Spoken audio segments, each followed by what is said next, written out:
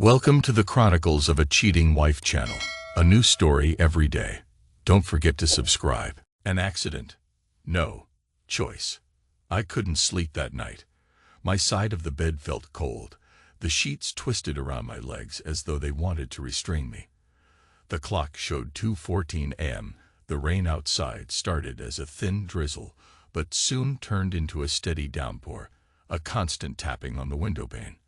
I tried to close my eyes, thinking that if I just forced my breathing to slow, I might drift away.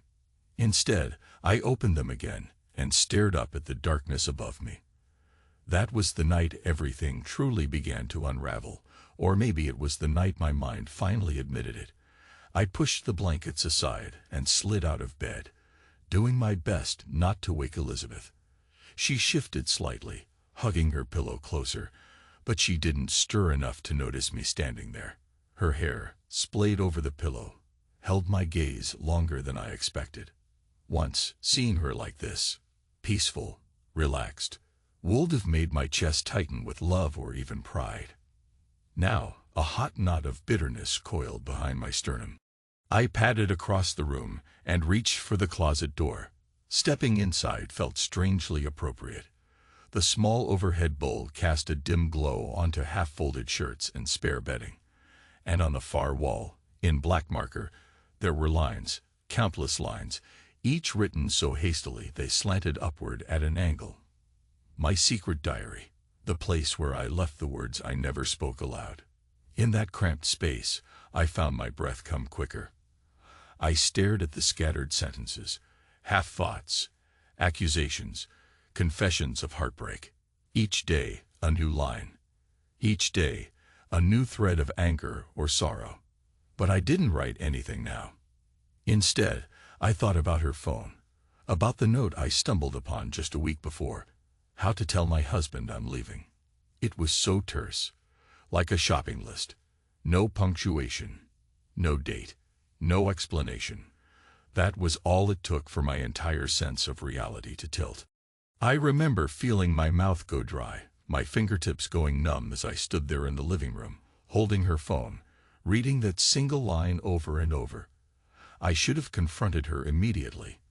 That's what any normal man would do, right? Demand an explanation, shout, break things, leave. But I didn't. Instead, I tucked the phone back in its place, ensured the screen was locked, and said nothing. That night I went to bed pretending everything was normal. Elizabeth was already asleep. She didn't feel me crawling under the sheets with a heart pounding so hard I half expected to wake her with its drumming. And then, the following day, I found the old dictaphone. Ironically, it was a gift from her college years, something she once used to record classes or personal notes for her journalism projects. She kept it in a box of mementos.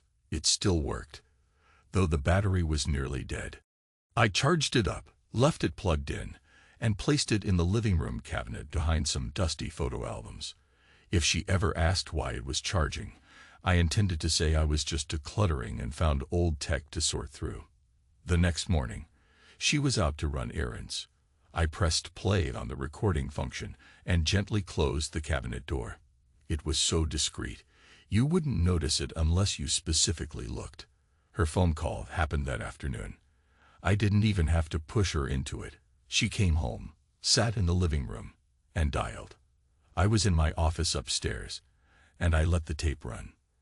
Later, after she left again, I listened. At first, her voice was light, almost carefree. She started with small talk. Someone had messed up coffee orders at the cafe. Some neighbor's dog wouldn't stop barking, typical banter. Then she laughed. A laugh I didn't recognize. Sharp, cold. She talked about a plan B, said something about just a suitcase without a handle. She meant me. It was like listening to a stranger describing me as if I were a broken object lying around the house. A piece of outdated luggage too heavy to carry, too precious, or maybe too inconvenient, to toss in the trash. And I found out the other name. Mark Wilson. A man I'd heard about in passing, but never paid much attention to. She told him she was ready to move on, that she just needed the right moment to drop the news. That was how she phrased it, as if it were some marketing strategy. I stared at the wall of the closet while replaying that tape in my mind. Something inside me cracked. A cold, blunt finality. I didn't scream, didn't shout, didn't storm out. Instead, I used my resources. Mark, it turns out, was a once successful entrepreneur with a string of bad decisions behind him, sinking into debt. So I made a few calls, reached out to certain contacts, did my due diligence. I bought out some of his debts, the ones I could track down easily. His business lease, his car payments, even a portion of his mortgage, rolled over into a neat package with my name on it.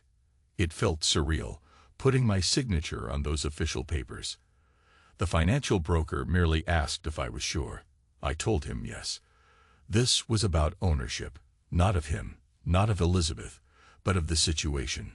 One phone call from me, a single email to the bank, and his life would come crumbling down. He had no idea. Now, every month, he pays me, on time, with a nervous punctuality. That same night, I returned to the closet. I wrote on the wall with a black marker, "It's begun. You can't see it, but you'll feel it." Elizabeth never looks in here, but I imagine she feels something. An unease, a shift in the air. She's asked me more than once lately, "Why are you looking at me like that?" And each time I've remained silent, because her why sounds like a prayer, and I am no longer a god, no longer the one who grants forgiveness or punishment. The rain intensified, hammering against the window. It reminded me of a distant memory, one of those nights in Cleveland where I grew up, a place of cold winds and raw sunsets. That was when my father taught me to fish, taught me that a man stands firm even in the harshest storm. My father never said a man cannot cry, but he gave me that stoic example, push it down, press on. And so I did. As I stepped back into the bedroom, Elizabeth turned, half opening her eyes. "John," she murmured, "I'm just getting some water." I lied. My voice felt flat, unremarkable. She nodded, too tired to press further. Moments later, I heard her gentle breathing settle again, and I realized how far apart we'd grown. Once she would have sat up, asked me if everything was all right, maybe teased me for pacing at night. But now we both existed like strangers sharing the same bed. I went downstairs to the kitchen, turned on the dim overhead light, and watched the raindrops slide down the window. There was a sense that if I blinked, everything might vanish, and I would wake up to find that note on her phone was just a weird dream. But the reality was too sharp. My phone buzzed on the counter. Some update or spam email. Nothing to do with the overshadowing weight crushing my chest. A memory surfaced. Seeing Liz at the university alumni event several years ago. She had that easy charm, the way she teased me about my tie being crooked. I felt unstoppable then, young enough to believe a good job and a stable plan would keep a marriage afloat forever. Now, the very ground beneath me was split open, exposing a chasm of betrayal, and I stood at its edge, uncertain if I wanted to cross it or jump in. But I had a plan. I forced a calm breath. I'd keep it hidden. I'd gather more evidence. Why? I wasn't sure. Perhaps to preserve my sanity, or perhaps to feed my anger. Some men lash out physically, but I planned my revenge differently. I'd already started, taking hold of Mark's finances. Next, I wanted to see how far Elizabeth was willing to go. The next day, she was cheerful. Oddly so. Dressed in a crisp blue blouse and a knee-length black skirt, she looked every bit the professional. When she turned to me at breakfast, just cereal and coffee, her smile was bright. "John, we have that dinner on Saturday at my mom's place." She reminded me, her tone forcibly casual. "Don't forget, okay?" I nodded, swirling my coffee, studying the swirling foam as if it might show me some hidden truth. "I won't," I said simply. She eyed me. "You've been quiet lately." "I've had a lot on my mind. Work stuff," I answered. She paused, then reached across the table to rest her hand on mine. For a moment, I felt an absurd tug of hope, like maybe she regretted everything and wanted to come clean. But her eyes wavered, and I knew it was a performance. It occurred to me that dinner at her mother's might be the perfect stage. Elizabeth's extended family would be there. Her aunt, her cousin, maybe a few neighbors. She liked public scenes. Not obviously, but she thrived on that sense of being in the spotlight. Perhaps she intended to keep up appearances, or maybe she planned to drop some subtle hint about our new direction in front of them. I decided I'd put on my best act too. Before the dinner, though, I stumbled onto more than I'd bargained for. She had gone shopping, leaving me to rummage around the house alone. In the living room, the old dictaphone was in the cabinet, still hidden. I retrieved it, rewound, and found fresh recordings. I clicked play and heard rustling. Fabric, or maybe her moving around the living room. Then a sigh. Her voice came, low and breathy. God, Mark, I can't stand it anymore. I feel like I'm suffocating here, she said. He's so distant, and I can't find the right words. Yes, I know, you keep saying I should just leave, but you don't understand how complicated it is. My mother, my aunt, they all adore John. They'll think I'm crazy for walking away. I need more time, okay? I stood there, the world turning slower.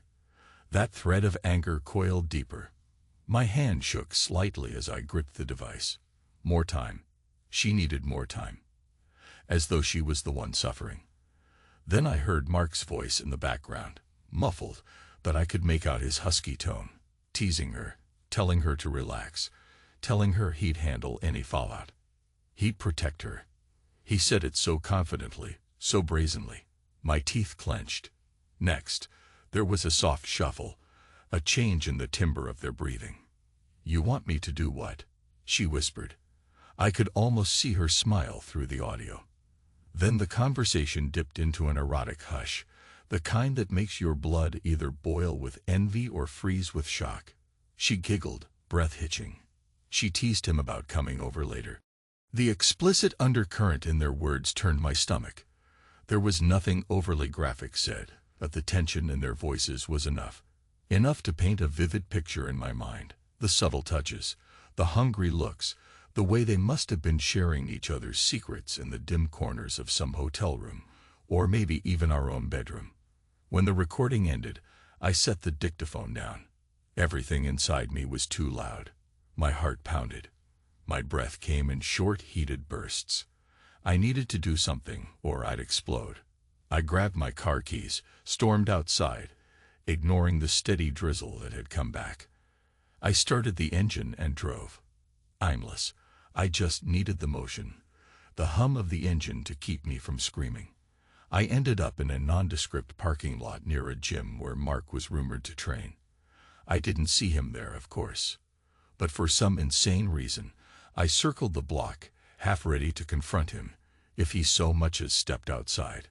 It was an impulse I eventually fought off. This entire plan hinged on me staying composed. Mark was just a piece on a chessboard I now owned. Eventually, I went home, took the dictaphone back to its hiding place, and prepared for the family dinner with the same stoic calm I used in business deals. Saturday arrived with a thick, gray sky threatening to pour at any moment. Elizabeth fussed over her hair in the mirror, checking every angle. I noticed she chose a more revealing dress than usual, soft burgundy fabric that hugged her figure. She looked stunning, no doubt about it. Once, that dress would have tightened my throat with desire. Now, a different knot caught there. Betrayal. We drove to her mother's place in near silence. The roads were slick from earlier rain, water shimmering like silver in the late afternoon. My knuckles whitened on the steering wheel as I remembered the recorded phone call. He's so distant, she'd said. I can't stand it. And whose fault was that, Liz?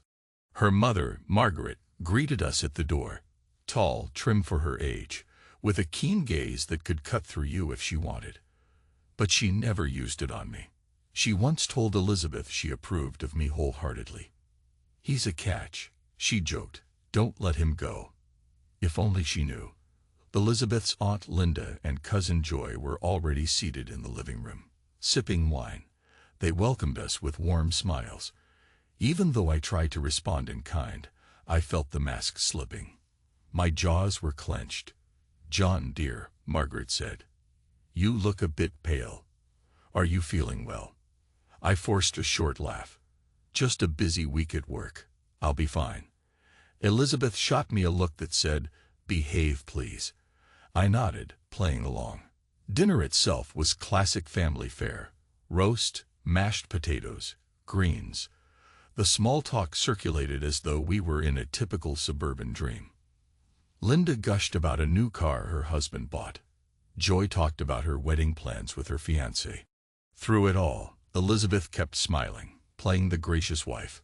Her hand occasionally brushed against mine under the table, a show of unity that only made my insides twist. At some point, Mark became the subject of conversation, but not by name. Joy mentioned a marketing project she was involved in, and Margaret nodded, saying, "Oh, that reminds me of that friend of Elizabeth's, someone with a marketing background. What was his name?" Elizabeth's face froze for a split second. I caught it. Nobody else seemed to. Then she cleared her throat. "Mark Wilson," she said casually. "An acquaintance from some networking events." Margaret nodded. "Right, Mark. I only met him once, I think. Pleasant man. Very charming." My jaw clenched. Charming, sure. I could feel Elizabeth's eyes flick to me, searching for a reaction. I said nothing, just took a sip of water. A heavy silence followed. Aunt Linda tried to break the tension. "So, Joy, about your wedding," she began, and conversation shifted. Elizabeth's hand left mine. Her posture straightened, like she was irritated the subject had come up. When dinner ended, we moved to the living room. The sky had finally opened up, and a deluge of rain hammered the windows. Everyone crowded around the coffee table, nibbling on dessert. Elizabeth's mother asked if we could take a family photo. "John, get closer to Elizabeth," Margaret insisted. "You two look so stiff." Elizabeth forced a laugh, leaning in. She smelled of vanilla and faint perfume. The camera flashed.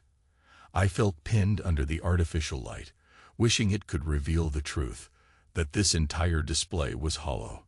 Halfway through the dessert, Elizabeth's phone rang. She glanced at it, her expression flickering.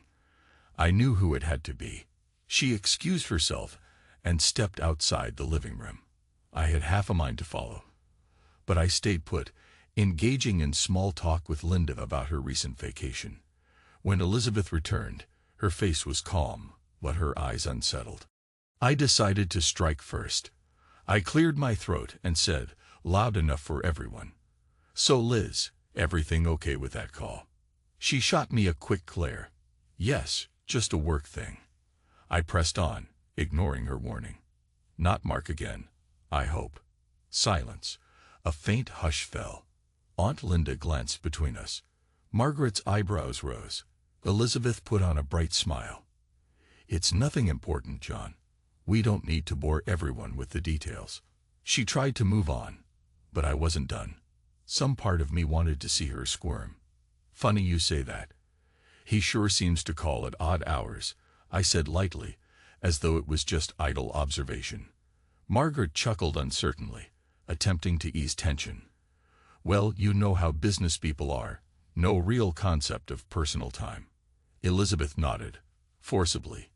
"Exactly. So, can we drop it?" Her tone had a sharp edge to it. Her mother frowned. "Is there something wrong?" Elizabeth turned to me, a silent plea in her eyes. "Don't you dare." Then she smoothed her dress and said, "Let's not get into it now, Mom. Everything's fine." I sipped my coffee slowly, letting the moment stretch. The tension was almost tangible. I watched her family members exchange glances, unsure how to react. This was not the usual dynamic they were used to. Eventually, I gave a small shrug, as if conceding the point, and turned to talk to Joy about her wedding again. The damage was done. The atmosphere had changed. Elizabeth busied herself clearing plates, avoiding eye contact with me. We didn't stay too late after that. By the time we left, the mood was distinctly off. Margaret looked concerned, but I offered her a polite smile and promised we would catch up soon. In the car, Elizabeth snapped the moment we pulled away from the curb. "What the hell was that about?" she demanded, voice crackling with fury. I kept my eyes on the road. What was what about? Don't play innocent, John. Bringing up Mark like that, in front of my mother, my aunt. She exhaled harshly, rummaging for the right words. It was humiliating. A flash of anger sparked in me. Humiliating? That's interesting, Liz. I'd have thought you'd be used to saying his name out loud by now. She stared at me, her mouth slightly open, but no words came. She gripped the seatbelt across her chest, like it was the only thing anchoring her. "It's not what you think," she finally muttered, but even she didn't sound convinced. "Oh, I'm sure it's not." My voice turned cold. "But keep in mind, Liz, if you're going to leave me for him, you might want to handle your family more carefully. They might not accept it as easily as you hope." Her eyes widened. I saw tears brimming at the edges, but she held them back with impressive control. "This conversation is over," she said, turning her face to stare out the window. I didn't respond. The car's headlights cut through the night, and rain pelted the roof, a furious staccato. Inside, we were both silent, each stewing in our own roiling thoughts. When we got home, she went upstairs without a word. I stood in the hallway, soaked from the dash to the front door, water dripping onto the tiled floor. My reflection in the mirror near the staircase looked haggard, older, like I'd aged years in just a few weeks. I found no rest that night. I ended up in the closet again, writing a single line on the wall. "She's unraveling." Good. Keep going. I felt the worst kind of triumph, like a man drunk on bitterness. The next day, she avoided me completely, leaving early, returning late. I spent hours in my office, calling around to ensure Mark's financial noose was tight. A single conversation with my broker confirmed that Mark was on the brink of missing a major payment if I decided to call it in. My finger hovered over the phone for a long time. I could end him. Right now. Just a short call, and he'd lose everything. But that would be too quick. Where's the lesson in that for him, or for her?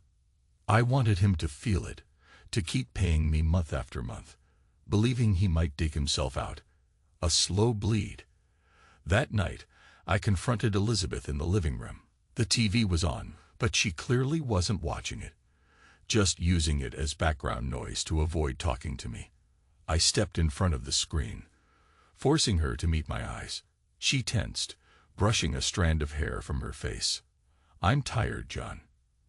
"Tired of me, or just tired in general?" I asked. She looked away, jaw tight. "If you're going to start a fight." "I'm not," I said. "I just want to understand how we got here." She rubbed her forehead. "We?" You turned cold, distant, obsessed with your work. She paused, a tremor running through her. I needed something else, something more. And yes, Mark offered it. "Don't look at me like that. I'm not a monster." My pulse hammered. "It's not that you're a monster," I said, my voice low. "It's that you planned it, quietly, while pretending everything was fine. Did you really think I was too stupid or uninterested to notice?" She closed her eyes. "This marriage died a long time ago, John. Neither of us had the courage to admit it. Look at us." I wanted to fling 1,000 accusations at her, to ask if it was also dead when she was moaning Mark's name, if she was proud of how methodical she'd been. But part of me recognized there was truth in her words. Our marriage had become mechanical. Maybe I contributed to that. The difference was, I hadn't planned to discard her like old baggage. She stood up, crossing her arms. "I'm going to bed." I didn't stop her. As she brushed by me, I caught a whiff of that vanilla perfume. It clung to her like a memory of better times. The urge to reach out, to grab her arm, to ask if we could fix it, some insane part of me nearly did. But I let her go. Days passed in tense silence. We'd speak only when necessary, a short discussion about groceries, a reminder about the mortgage payment. Otherwise, we moved through the house like two strangers, each with secrets. Then came the moment. I returned from work early on a Tuesday. She wasn't expecting me until the evening. I stepped inside quietly, noticing her car in the driveway. The house oddly still. My gut twisted, an unexplainable sense of dread or maybe anticipation. I heard voices upstairs, hers and a man's. My breath caught. I could have walked away, returned to the car, and pretended ignorance. But I couldn't do that. Slowly, I climbed the stairs, each step feeling heavier than the last. The bedroom door was slightly ajar, enough for me to see them reflected in the mirror across the room. Elizabeth stood near the bed, her hair messy from Mark's touch. He had one hand on her waist, the other stroking her cheek. Her blouse was unbuttoned halfway, exposing the curve of her collarbone. They didn't see me. They were too caught up in each other. She leaned into him, eyes half closed, a small sigh escaping her lips. The scene was painfully intimate. His fingers traced the side of her neck, sending a shiver through her. My chest tightened to the point I thought I might explode. A red haze of fury blurred my vision. Some men might have barged in, fists flying. But for a moment, I simply froze, a grotesque witness to the final proof of their betrayal. Her soft moan broke my paralysis. My rage flared, and I pushed the door open, letting it slam against the wall. They jerked apart. She gasped, clutching her open blouse. Mark spun around, arms going up defensively. A flicker of recognition, of fear, danced in his eyes. "John," Elizabeth said, her voice trembling. I just stared, my breath coming in ragged bursts. Mark swallowed hard. "Look, man, don't," I hissed. "Don't say a damned word." He shut his mouth, stepping back from Elizabeth. A flash of shame or guilt flickered on her face, but I couldn't tell if it was for the act itself or just for being caught. For a brutal instant, none of us spoke. The air seemed to vibrate with the tension. Finally, Elizabeth tried to calm me. "John, it's not. Save it," I snapped. My gaze burned into Mark. "Get out." Elizabeth turned to him, silently urging him to comply. He grabbed his coat from a chair near the bed, eyes darting between us. Then he moved toward the door. I stepped aside just enough for him to pass. I could practically taste his fear. Downstairs, I heard the front door slam shut. We were alone. Elizabeth stood there, arms folded across her chest, trying to regain composure. Her blouse was still open, revealing a black bra. She noticed and hastily buttoned up, color flushing her cheeks. The sound of rain started again outside. I felt the chill, goosebumps prickling my arms. She opened her mouth to speak, but I cut her off. "This is your plan B, right?" My voice shook with cold fury. She hesitated, tears forming at the corners of her eyes, but she blinked them away. "Yes," she said finally, her voice breaking. I wanted out, and it wasn't happening fast enough. Mark." She gestured helplessly. "I didn't plan for you to find out this way." I laughed. A harsh, bitter sound. "No, you planned a quiet exit, so you could slip into his arms without confrontation." She pressed her lips together, arms trembling. "What do you want me to say, John? That I'm sorry? That I regret it?" My jaw tightened. A swirl of conflicting emotions battered me. I wanted to scream at her, to ask if any of it had been real. Instead, all that came out was a vicious whisper. "You're sorry you got caught." She flinched. "And what about you? You've been distant for years. You barely touched me. You buried yourself in your work. Don't act like I'm the only one who destroyed us." My anger flared again, but there was enough truth in her words to sting. "I might have neglected you," I said, voice quivering with pent-up rage. "But I didn't disrespect you. I didn't treat you like a disposable piece of property. I didn't conspire behind your back to see how best to leave." She lowered her head. "We can't fix this, can we?" I let out a breath, my chest heaving. No, we can't. She nodded slowly, tears slipping down her cheeks. Yet she didn't break down. There was a silent acceptance there, a realization we were past any point of salvage. I turned and walked out, leaving her in the bedroom. I didn't see her for the rest of the day. I locked myself in my office, poured a stiff drink, and stared at spreadsheets on my laptop. Mark's debts, my holdings, the entire twisted arrangement. When the whiskey burned my throat, I felt a grim satisfaction. Night fell, and the house remained quiet. I took that time to phone an associate, verifying the final steps needed to tighten Mark's financial leash. With a single directive, I could trigger multiple calls from different lenders, each demanding immediate payment. The avalanche would bury him. But I had a different plan now. Let him keep paying me. Let him suspect that something's off, that there's a silent puppet master who owns his future. I wanted him to sweat. At midnight, I slid into the closet, took the marker, and wrote, "The final act is near." She asked if we can fix this. I gave her nothing. In the morning, Elizabeth was in the living room, a suitcase by her side. She'd thrown on a light jacket and wore no makeup.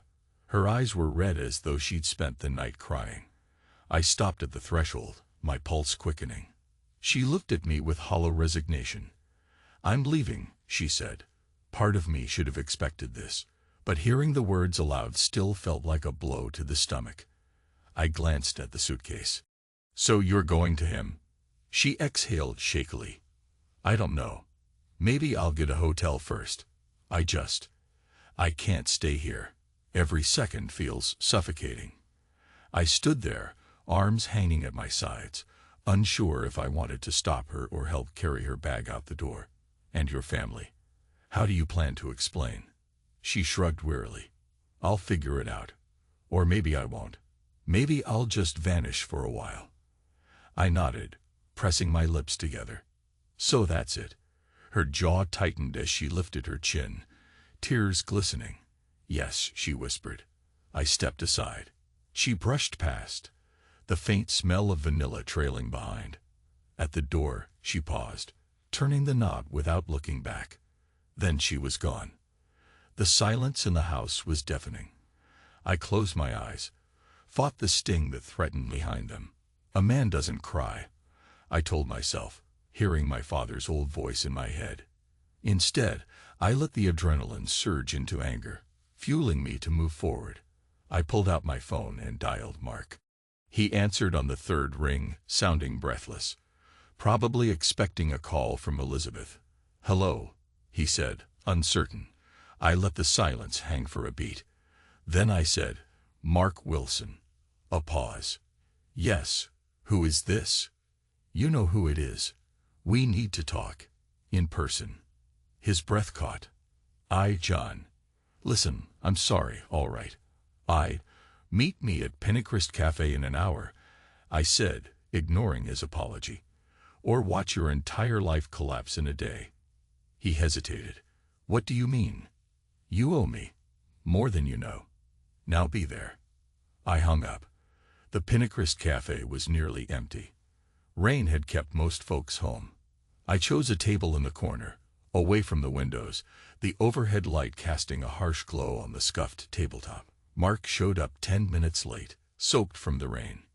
He spotted me and approached cautiously, like a man walking into a minefield. I didn't stand. "Sit," I ordered. He complied, shivering slightly. "John, I rested an envelope on the table. "Before you say anything, let me show you something." I slid the envelope toward him. "Open it." He picked it up, swallowing hard. Inside were copies of the documents that tied me to his debts, his business lease, his car loan, and a chunk of his mortgage. All in my name. He flipped through the pages, his eyes widening. "What? This is impossible," he stammered, voice shaking. I folded my hands calmly. "I'm your creditor now. You pay me each month, and if you miss so much as one payment, or if I choose to accelerate your terms, you lose everything." He set the papers down with trembling fingers. "Why? Why would you? Why do you think? I interrupted, my voice low. You took my wife. Or you tried. Now I own you. He wiped at his brow, looking both furious and terrified. Look, I get it. You're angry. But Elizabeth, she came to me. I didn't. Don't you dare pin it on her. I snapped. She's guilty too, but you're the man who stepped in where you shouldn't. Now you'll deal with the consequences. His eyes darted to the exit. The fear was palpable. What do you want from me? I leaned forward, letting the tension build. You're going to keep your head down. You're going to make every payment on time. And you're not going to contact Elizabeth, unless she contacts you first. Because if you do, I'll call in every debt at once. If you run, I'll find you. If you try to file for bankruptcy, I'll bury you in lawsuits. A flicker of anger crossed his face. You're punishing me, us, because your marriage was broken. Don't you think that's a bit extreme? I smiled, a cold, humorless grin. It's just enough, Mark. Because you need to learn there's a cost to betrayal. He sat there, speechless. His hand shook as he ran it through his damp hair. It was the face of a man who just realized he was trapped in a cage, and I held the key. I stood up, leaving the envelope in front of him. Remember, I said, stepping back. An hour late on a payment, and your life goes up in flames. Without waiting for his response, I turned and walked out. I drove home through the pounding rain, the wipers working overtime. My chest felt constricted, a mixture of triumph and a strange hollowness. I'd gotten my revenge, or at least set it in motion. But the house was empty now, Elizabeth gone, and I found no comfort in the victory. The moment I stepped inside, I noticed the suitcase was gone, and the living room felt different. A single lamp was on, casting a lonely circle of light on the floor. I slipped off my coat, letting water pool at my feet. Then I noticed something on the coffee table, Elizabeth's wedding ring. She must have left it behind. My stomach twisted. Even though I knew she'd effectively ended things, seeing that ring there was like a final blow. I picked it up, turning it over in my fingers. The inscription inside read, "Forever, J&E." The promise we made was now a mocking echo of what once felt eternal. I went upstairs, ignoring the heaviness pressing on my chest, and entered the closet. The walls bore my scribbled lines of anger, heartbreak, regret. I lifted the black marker, intending to write something. My hand hovered over a blank spot, but the words wouldn't come. The ring dug into my palm. My phone buzzed. I pulled it out. A text from Elizabeth. 2 words. I'm sorry. I stared at the screen, at her name. My heart pounded painfully, reminding me I was still alive and could still feel. For a second, I almost replied, I'm sorry too, maybe, or come back. But the memory of her open blouse, Mark's hands on her, that triumphant laughter on the phone, it all surged back in a wave of rage. I locked the phone. My eyes burned, but I refused to let the tears flow. A man doesn't cry. At least, that's what I kept telling myself. Instead, I pressed the ring into a small box on the closet shelf, next to the marker. This was my new ritual, burying every memory of her behind a closed door. The following week was surreal. Friends and colleagues asked polite questions about Elizabeth, about why she hadn't shown up to our usual social gatherings. I gave vague responses. She's busy. She's traveling. Anything to avoid the truth. Inside, I felt like a hollow husk. Mark tried calling me once, presumably to negotiate. I rejected it without hesitation. Let him stew. Let him pay. As for Elizabeth, she called a few times. I let it go to voicemail. She left messages, her voice thick with emotion, talking about how lost she felt, how she wasn't sure if she'd done the right thing. She never mentioned Mark in those voicemails. She didn't even ask me to forgive her. All she asked was for me to listen, to talk to her. I deleted each one. Yet at night, sleep eluded me. I couldn't quell the storms in my head. I'd lie in the dark, hearing every creak in the house, every gust of wind outside. The closet called to me like a confessional, but I'd grown tired of scrawling bitterness on the walls. I found myself rereading the old lines, remembering how each one felt urgent when I'd written it. Now they just felt sad. My entire life was a heartbreak memorial in a cramped space. Then came the day of final confrontation. It started with a text from Mark. "We need to talk. Elizabeth is in trouble." I almost ignored it, but the phrasing, "in trouble," sparked alarm. I texted back a single word, "Where?" He responded with an address for a small motel on the edge of town. My heart hammered. Why would she be in a place like that? I got in the car and drove through the endless drizzle. When I arrived, I found Mark pacing under the motel's awning, looking pale. He approached me as soon as I stepped out of the car. "What's going on?" I asked, keeping my distance. She got fired from her freelance gig," he stammered. "Then her mom found out about us, threatened to cut Elizabeth off if she kept seeing me. I don't think Liz has anywhere else to go. She's been staying in this dump." A jolt of concern hit me despite my anger. "And why the hell do you care?" "Aren't you too?" I gestured, searching for the right words. He shifted uncomfortably. I tried to help. "But you have me pinned financially. I can't do anything. And she's unraveling, John." I narrowed my eyes. "Don't use my first name like we're friends." He swallowed. "Fine. Look, all I'm saying is, I can't watch her self-destruct. Then let her deal with her choices." I snapped, though a part of me felt uneasy. He shook his head, desperation in his eyes. "I'm an ass, I know that. But damn it, I still care about her. She's in there, alone, refusing to come out." I looked at the decrepit motel door he indicated. My chest tightened with conflicting emotions. Rage, pity, heartbreak. "You do it," I said, stepping back. He let out a breath. "She won't talk to me. She told me to leave." I stared at him, hardly believing the twisted irony. Then I turned and walked to the door. I knocked once, twice. No answer. "Liz," I called, my voice surprisingly gentle. "Open the door." Silence. I tried the knob. It was unlocked. I pushed it open cautiously. Inside, the room smelled of stale air and cheap disinfectant. She lay on the bed, staring at the ceiling, her eyes dull. A small duffel bag sat in a corner, half unpacked. When she saw me, she went rigid, then turned her face away. "You don't belong here," she whispered. I stepped closer. "Neither do you." She gave a bitter laugh. "Yeah, well, I guess it's what I deserve, right?" A wave of memories washed over me. Our wedding day, her bright smile, the life we built. Now reduced to this musty motel room, tears in her eyes. I forced myself not to waver.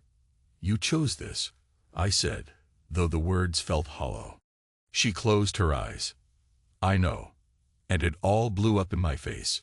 "My mom thinks I've lost my mind. Mark can't help me, and I." She took a shaky breath.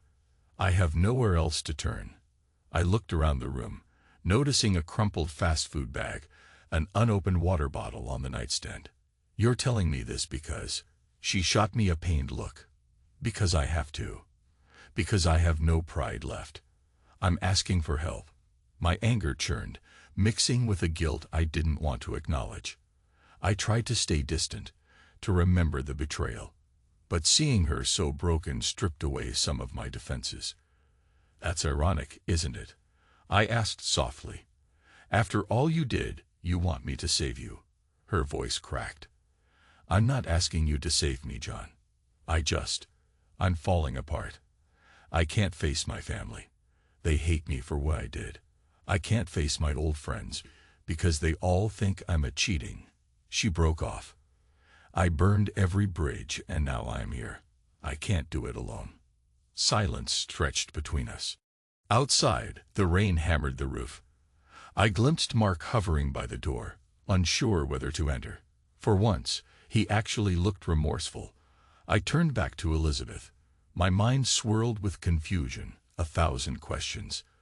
Is this real regret, or just desperation? Could we ever fix anything, or is it all too far gone? She propped herself up, tears streaking her face. I know you owe me nothing. I know I threw it all away. But I can't do this. I stayed silent, warring with the swirling chaos in my chest. Then she whispered, "You can leave if you want." I'd understand. I wanted to leave. Every rational thought screamed at me, "You've done enough. Let her crumble. She betrayed you." But the sight of her trembling on that bed, all illusions stripped away, made me hesitate. I moved to the edge of the bed, my heart pounding. Slowly, I reached out and brushed the hair from her face. She closed her eyes, tears slipping free. "God, John," she choked. "I'm so sorry." Tension coiled inside me. The memory of Mark's hands on her, the note on her phone, the humiliating dinner, all of it battered against this moment. Yet here she was, helpless. "Elizabeth," I said quietly, "no matter what, we shared a life. I can't pretend that means nothing." She broke down, sobbing openly. I felt a deep, twisting ache in my chest. A man shouldn't cry, they say, but a man can feel pain. I let her lean against me, her tears soaking my shoulder. We left the motel an hour later. Mark was gone, presumably realizing his presence was unwelcome. I didn't speak to her on the drive. She leaned against the passenger window, tears still in her eyes. The storm outside had lessened to a drizzle, but inside, the atmosphere was thick with unresolved tension. When we arrived at the house, she stepped inside hesitantly, as though she were entering unfamiliar territory. Her gaze flicked to the closet door, as if she sensed the invisible lines of rage I'd scrawled within. I led her to the living room, where we finally sat across from each other. The rain battered the windows, a relentless reminder of the storms we'd both been through. She took a shaky breath. "I'm not asking you to forgive me, John. I need some place to stay until I figure out my next move. If that's too much, I'll go." I studied her face, so familiar yet changed. There was no triumphant gleam, no sly laughter, just raw regret. "You can stay," I said, my voice rough. "But I can't promise anything beyond that." She swallowed, nodding. "I understand." Silence again. The tension didn't vanish just because she was here. If anything, it sharpened. We were two broken people in the aftermath of betrayal, forced to share a space. I stood. "You can take the guest room." She flinched, but she nodded. "Right." I turned to go, then paused. "Liz," she glanced up. My voice was low, almost a whisper. "Don't ever bring him here again." She closed her eyes. "I won't." The days that followed blurred into a cautious dance. We avoided deeper topics, going through the motions. She stayed in the guest room, searching for a new job, occasionally stepping out to meet her mother or brother to smooth things over. I suspected she was also meeting Mark, but her demeanor suggested otherwise. She had no spark of secret delight. She seemed more beaten than anything. One night, she knocked on my office door. "Can we talk?" I nodded, bracing myself. She stepped inside, standing awkwardly by the desk. "I want to apologize properly. Not the tearful meltdown from before. Something clearer." I leaned back in my chair, silent. She swallowed. "I was selfish. I thought you didn't love me anymore.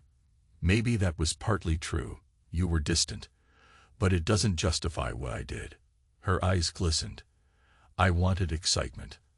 I wanted to feel alive again. And Mark, he promised me that."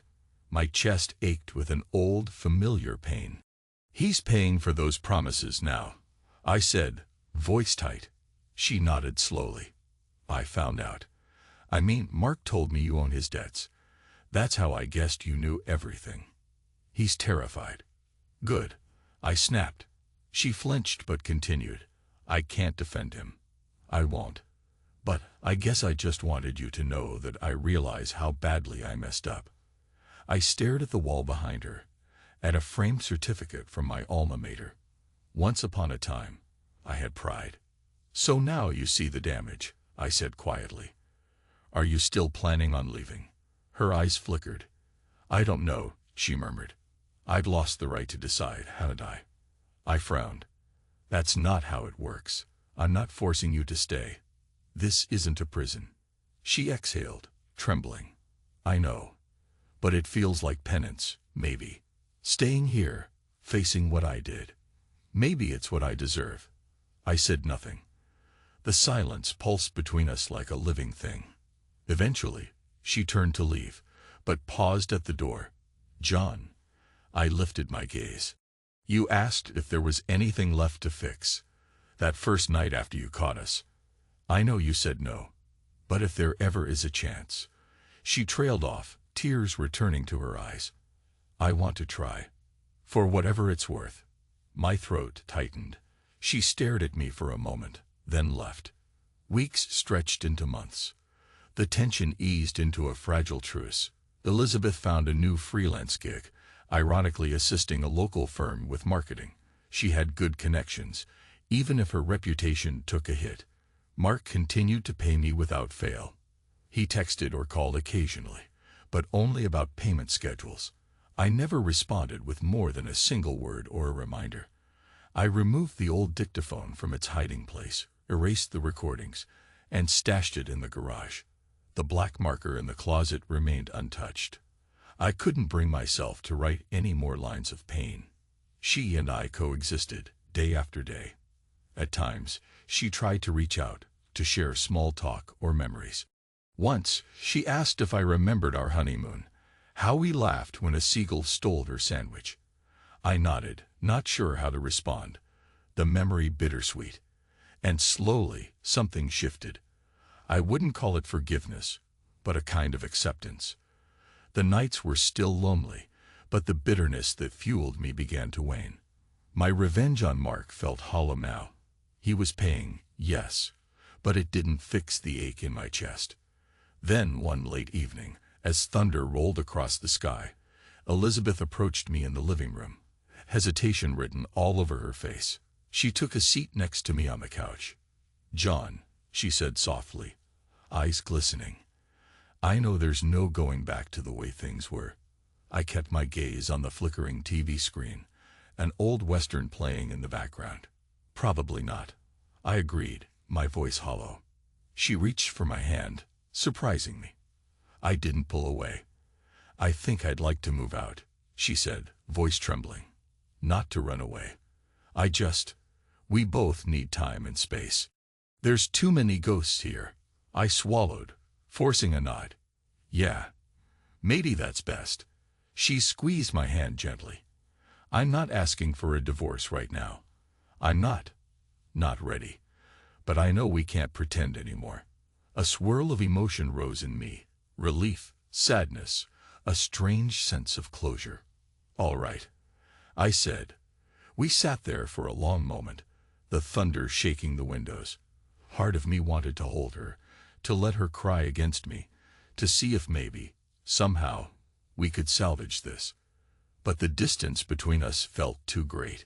Finally, she leaned forward and pressed a soft, lingering kiss to my cheek. "I'm so sorry," she whispered again. Then she stood, and the moment ended. She moved out the following week. This time, she took her ring with her, though she didn't wear it. Our last conversation in the hallway was civil, a shared sadness in our eyes. "I don't regret everything," she told me quietly. "We had good years, John." I nodded, unable to speak the words forming in my chest. "Me neither." Instead, I just helped her carry the last box to her car. When she drove away, the emptiness in the house felt absolute. But I wasn't as hollow as before. I closed the door behind me, noticing how the rain had finally stopped. A sliver of moonlight cut through the clouds. I retreated into the closet one last time. The scrawled lines on the wall seemed like the rage-filled ravings of a stranger. I pressed my palm against them, remembering each emotion that birthed them. Then I took a cloth and paint I'd prepared earlier, and I started covering them up. Stroke by stroke, I erased the words. By the time I finished, dawn was breaking, soft light seeping through the windows. I stepped back, the closet walls now plain white again, as though I'd never poured my anguish onto them. My phone chimed. I checked the notification. Mark's monthly payment had arrived on time, as always. A bitter smile touched my lips. A small consolation prize. I dropped my phone in my pocket and listened to the quiet house. In the stillness, I realized I felt lighter, maybe even ready to breathe again. She was gone. The marriage in ruins. But I'd survived. And I had my own future to face, however uncertain. Whatever came next, it was my choice now. I took a slow, measured breath and stepped out of the closet, closing the door behind me. The thunder had passed. Outside, the birds began to sing. And for the first time in a long while, I didn't feel the urge to hide. The end.